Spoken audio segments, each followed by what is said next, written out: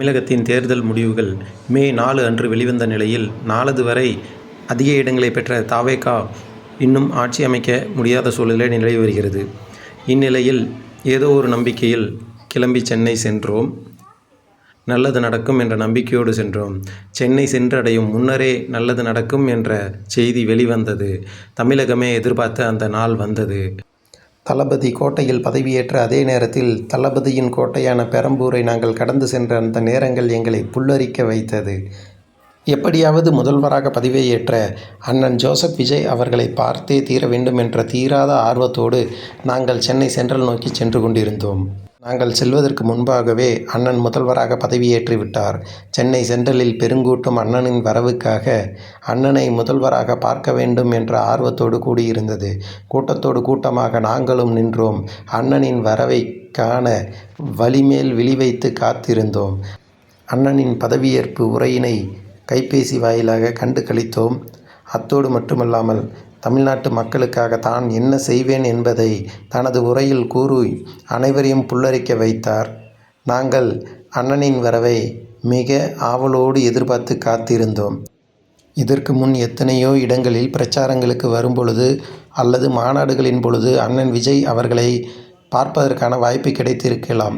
ஆனால் அப்பொழுதெல்லாம் கிடைக்காத அந்த வாய்ப்பு அண்ணன் முதல்வராக பதவியேற்ற அந்த நாளில் முதலில் கிடைக்கப்பெற்றதை நான் பெரும் வரமாக கருதுகிறேன்.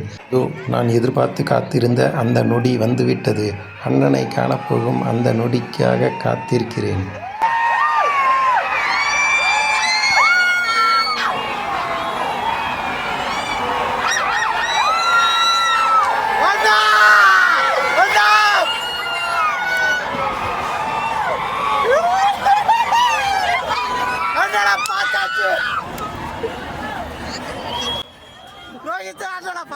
நாங்கள் மட்டுமல்ல, அங்கு கூடியிருந்த மொத்த கூட்டத்தின் ஆரவாரமும் விண்ணை பிளந்தது.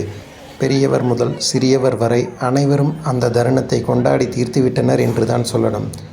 அந்த மகிழ்ச்சி நிறைவுற்று சேப்பாக்கம் மைதானத்தில் நடைபெறும் CSK vs LSG போட்டியினை காண்பதற்காக மைதானத்தை சென்றடைந்தோம்.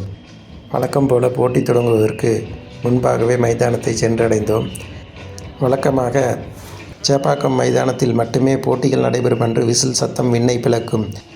ஆனால் அன்றைய தினத்தில் தமிழகம் எங்கும் விசில் சத்தம் விண்ணை பொளந்து கொண்டு இருந்தது.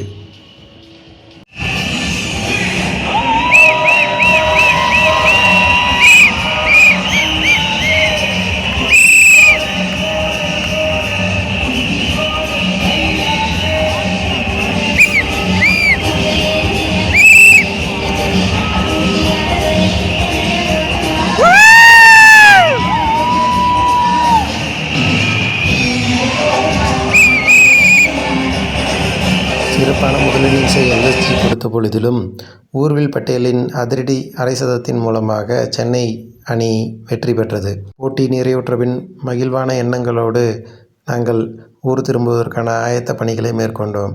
மீண்டும் ஒரு இனிய பதிவில் உங்களை சந்திக்கிறேன். நன்றி, வணக்கம்.